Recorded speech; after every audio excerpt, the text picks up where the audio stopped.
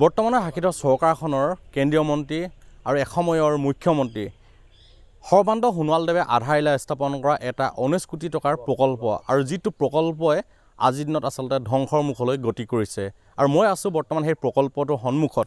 আচলতে এই প্ৰকল্পটো হৈছে তিনিচুকীয়া জিলাৰ পৰ্যটনৰ এক আকৰ্ষণীয় কেন্দ্ৰবিন্দু আচলতে ডিব্ৰু-চৈখোৱা আৰু মতাপুং মাগুৰী বিলৰ নিচে কাষতে আচলতে এটা প্ৰকল্প, যিটো প্ৰকল্পক লৈ আচলতে এটা বৃহৎ আচলতে অঞ্চল আৰু পৰ্যটনৰ ক্ষেত্ৰখনত আগুৱাই যোৱাৰ সম্ভাৱনা আছে আৰু এই সম্ভাৱনাৰ ক্ষেত্ৰত স্থানীয় ৰাইজে যথেষ্ট আশা প্ৰকাশ কৰিছিল।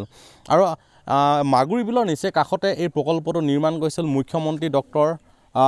বৰ্তমানৰ মুখ্যমন্ত্ৰী ডক্টৰ হিমন্ত বিশ্ব শৰ্মাও উপস্থিত হৈছিল সেই সময় আধাৰশিলা কৰাৰ মুহূৰ্তত।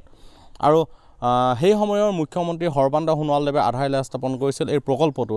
কিন্তু আধাৰশিলা স্থাপন কৰাৰ পাছত ইতিমধ্যে এই প্ৰকল্পটো নিৰ্মাণ কাৰ্য সম্পূৰ্ণ হৈছে। 19 কোটি টকা ব্যয় সাপেক্ষে প্ৰকল্পটো নিৰ্মাণ কৰাৰ পাছত কিন্তু আজি পৰ্যন্ত উদ্বোধন নকৰাৰ কাৰণে এনেধৰণে আচলতে জহি খহি গৈছে আৰু ধ্বংসৰ মুখলৈ গতি কৰিছে। চৰকাৰৰ প্ৰায় 19 কোটি টকাকৈ প্ৰকল্প আচলতে এই বৃহৎ পৰিমাণৰ ধন আজিৰ দিনত আচলতে সম্পূৰ্ণ ধ্বংসলৈ ৰূপান্তৰিত হৈছে আৰু গেটত এতিয়া এনেদৰে তলা ওলমি আছে। এটা সম্পূৰ্ণ ৰিজৰ্ট আচলতে ইতিমধ্যে ইকো ৰিজৰ্টখন আচলতে কাম সম্পূৰ্ণ হৈছে যদিও গেটত এতিয়া এনেদৰে তলা লাগিছে আৰু ইয়াৰ গেট হওক বা যিসমূহ আছে লোহাৰ আছে সকলোতে মামৰে ধৰিছে আৰু ইয়াৰ যিটো চৌহদত আচলতে ঘন জংঘলে আৱৰি ধৰিছে। আৰু এই ক্ষেত্ৰত ইয়াৰ স্থানীয় একাংশ যুৱক আছে, সচেতন যিসকল যুৱকসকল আহি আচলতে এই সন্দৰ্ভত ক্ষোভ প্ৰকাশ কৰিছে এনেদৰে চৰকাৰৰ ধন আচলতে ধ্বংস হোৱাক লৈ। আৰু এই মুহূৰ্তত মোৰ সৈতে সত্যজিৎ বৰগোহাঁই স্থানীয় যুৱক, কি ক'বা এই ক্ষেত্ৰত যিহেতু এনেধৰণৰ এটা বৃহৎ প্ৰকল্প আজি ধ্বংসৰ মুখলৈ গতি কৰিছে?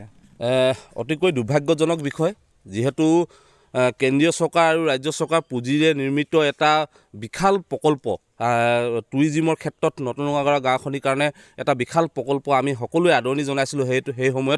সেই সময়ৰ মাননীয় মুখ্যমন্ত্ৰী সৰ্বানন্দ সোণোৱাল ডাঙৰীয়া আৰু বৰ্তমানৰ মুখ্যমন্ত্ৰী হিমন্ত বিশ্ব শৰ্মা ডাঙৰীয়া নিজে আহি আধাৰশিলা স্থাপন কৰা এই প্ৰকল্পটো আজি এনেদৰে অৱস্থাত দেখিবলৈ পাই আমি নতুন গাঁওবাসী ৰাইজে চিন্তিত হৈ পৰিছোঁ। লগতে এটা কথা ক'ব বিচাৰিছোঁ, 19 কোটি টকাৰে ব্যয়েৰে নিৰ্মাণ কৰা এই প্ৰকল্পটো প্ৰায় 95% কাম সম্পূৰ্ণ হোৱাৰ পাছতো আজি 2টা বছৰ হৈ গ'ল এনেদৰে জহি খহি যোৱা এই প্ৰকল্পটো। গতিকে এনেকুৱা ধৰণৰ এটা প্ৰকল্প আমাৰ নতুন গাঁওবাসীয়ে আদৰণি জনোৱাৰ পাছতো আজি পৰ্যন্ত এই প্ৰকল্পটো জনসাধাৰণৰ কাৰণে, ৰাইজৰ কাৰণে, পৰ্যটকৰ কাৰণে তেওঁলোকে মুকলি কৰি দিব নোৱাৰাটো অতিকৈ দুৰ্ভাগ্যজনক বিষয়। আৰু এইখিনিতে এটা কথা ক'ব বিচাৰোঁ, গুইজানৰ আমাৰ নিচেই কাষতে থকা গুইজানৰ এজন বিতৰ্কিত ব্যৱসায়ী আচলতে এই গোটেই প্ৰকল্পটো তেওঁ মুকলি কৰি দিয়াৰ ক্ষেত্ৰত তেওঁ এটা হেঙাৰ সৃষ্টি কৰিছে বুলি আমি জানিব পাৰিছোঁ। গতিকে মাননীয় মুখ্যমন্ত্ৰী হিমন্ত বিশ্ব শৰ্মা ডাঙৰীয়াৰ লগতে সৰ্বানন্দ সোণোৱাল ডাঙৰীয়াকো আমি আহ্বান জনাইছোঁ, এই বিতৰ্কিত ব্যৱসায়ীজনৰ ওপৰত বিহিত ব্যৱস্থা গ্ৰহণ কৰিবলৈ আমি দাবী জনাইছোঁ। লগতে এই প্ৰকল্পটো অতি শীঘ্ৰে মুকলি কৰি দি আমাৰ নতুন নগাঁও গাঁৱৰ যিসকল নিবনুৱা যুৱক যুৱতীসকল আছে তেওঁলোকক সংস্থাপিত কৰিবলৈ আমি স্থানীয় যুৱক হিচাপে আহ্বান জনাইছোঁ। হয়, আচলতে এইটো প্ৰকল্প আচলতে ইতিমধ্যে কাম সম্পূৰ্ণ হৈছে বুলি ক'ব লাগিব।